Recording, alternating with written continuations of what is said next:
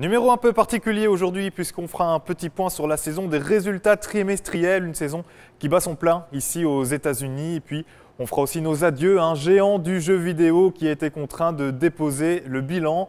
Bonjour à toutes et bonjour à tous, bienvenue au Nasdaq au cœur de Manhattan pour un nouveau numéro de Newstech Hebdo, votre magazine des nouvelles technologies. On commence donc cette émission, j'en parlais, avec le bal des résultats pour les sociétés américaines.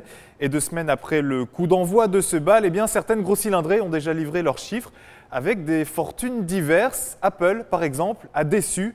Un chiffre d'affaires de 41 milliards de dollars pour son premier trimestre 2013, c'est beaucoup, c'est même énorme, mais c'est tout de même 5 milliards de moins que ce que prévoyaient les spécialistes. Du coup, l'action de la grosse pomme accuse le coup. Rien que jeudi, le lendemain de l'apparition de ces résultats, l'action a perdu pas moins de 12%. Voilà qui confirme un certain retour à la normale pour Apple. Fini la croissance démentielle de ces dernières années. Depuis septembre 2012, le titre du groupe a perdu plus de 200 $, mais s'échange encore à un peu moins de 450 $. Deux autres géants de l'informatique se sont également prêtés au jeu des résultats cette semaine. Et au contraire d'Apple, ils s'en sont plutôt bien sortis. Google, tout d'abord, qui a publié un chiffre d'affaires en hausse de 32% par rapport à 2011, avec 50 milliards de dollars pour le dernier trimestre 2012.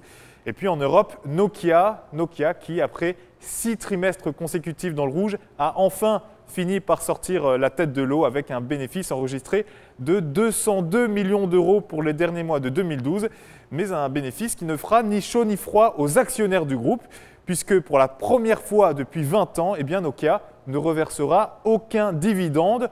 Pourquoi? Je cite le groupe, pour s'assurer une certaine souplesse dans la stratégie. Fini les résultats, on va maintenant parler téléphone, smartphone plus exactement, avec cette nouvelle surprenante cette semaine. Mozilla, vous connaissez, c'est l'organisme qui gère le système d'exploitation Firefox.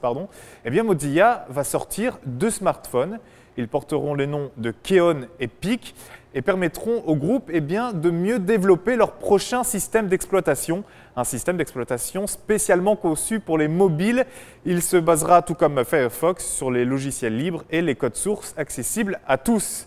Et pendant qu'un smartphone voit le jour, une société de jeux vidéo s'en va. Ce lundi, Atari a annoncé avoir déposé le bilan. Lâché par son principal investisseur Blue Bay, embourbé dans des difficultés financières énormes, la société française doit cesser son activité, en tout cas en France, car aux États-Unis, les filiales d'Atari pourraient profiter d'une certaine protection de la justice américaine et ainsi relancer leur propre activité.